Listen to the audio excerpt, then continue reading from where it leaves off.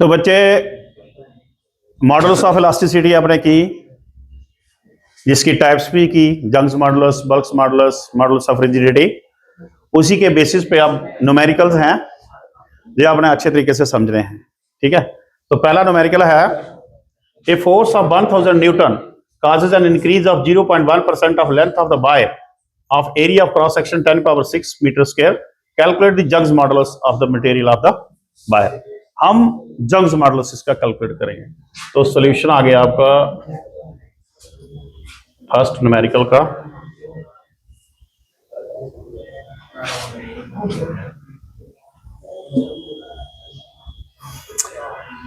Young's modulus is equal to Young's modulus equal to किसके बराबर होता है? ये याद है आपको? Stress by strain. कौन सी स्ट्रेस होती है? Normal stress divided by longitudinal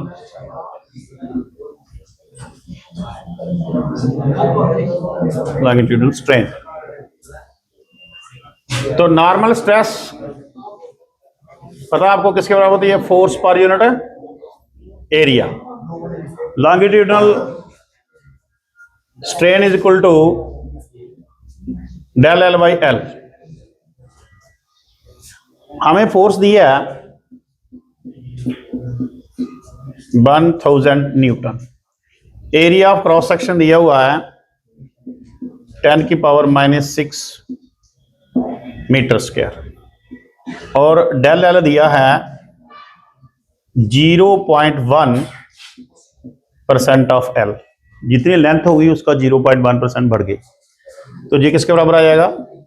0.1/100 into L. इसको हम एल बाई, इसको भी इसमें कन्वर्ट कर लेते हैं, 10 में आ गया। अब ये आ जाएगा L by 10⁻⁻⁻⁵।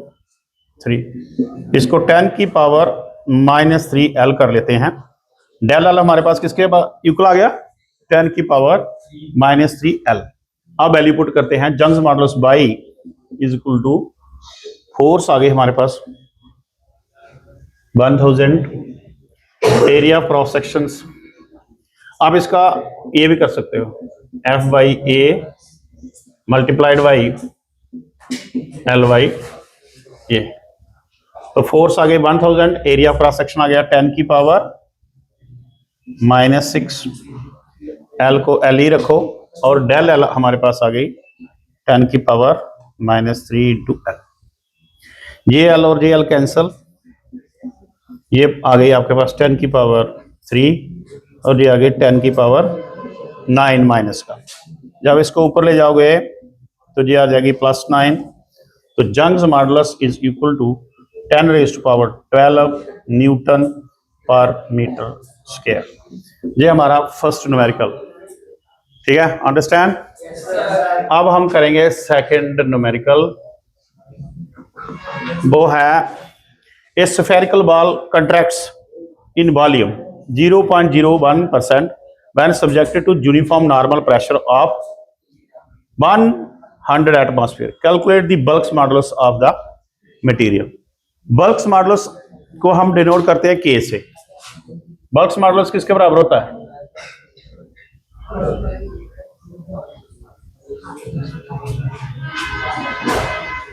Modulus is K is equal to PBY del B. आपको पता किसके बराबर होता है? ये भी normal force per unit area, और ये कंट्रैक्ट करता है किसी भी चीज को, तो डेल बी बाई बी। अब जहां माइनस क्यों नहीं ले रहे हैं कि इसकी सिर्फ हम मॉड वैल्यू ही लेंगे, पॉजिटिव वैल्यू ही लेंगे। ऐसे जब कोई चीज कंट्रैक्ट होती थी तो हमने डेफिनेशन में ये किया minus del B by B, because volume is decreasing. तो अब इसको हम अगर करेंगे, ये आपकी अंडरस्टैंडिंग के लिए, F B by A del B, force per unit area is equal to pressure, P V by del V. ये ऐसे आया बल्क मॉडुलस, क्योंकि यहां अगर आपको समझ आ गया कि ये कैसे लिख लिया तो पता चल जाएगा कि स्ट्रेस बाय स्ट्रेन की फॉर्म में हो तो हम इसको ऐसे लिख सकते हैं। तो अब हमें प्रेशर दिया हुआ है, प्रेशर कितना है?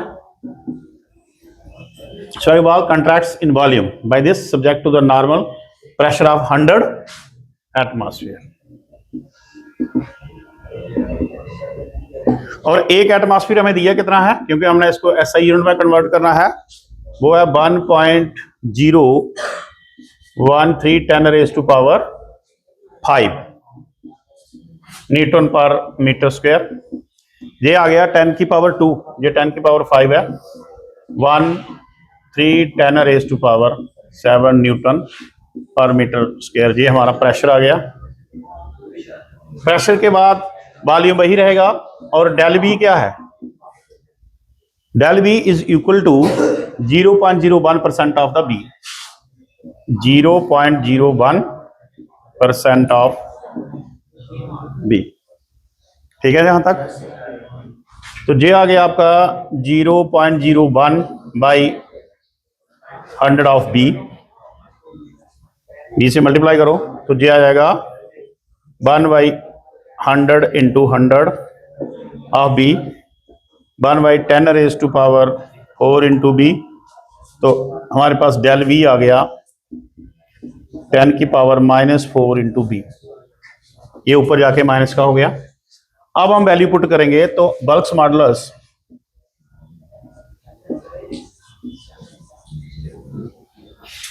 के is equal to P, P हमारे पास है 1.013 into 10 raised to power 7, P आ गया। बी जो है वो बी रहने दो, और नीचे डेल बी जो है 10 की पावर -4 बी, ये बी और ये बी कैंसिल। तो बल्क मॉडुलस के is equal to 1.013 into 10 raised to power 7।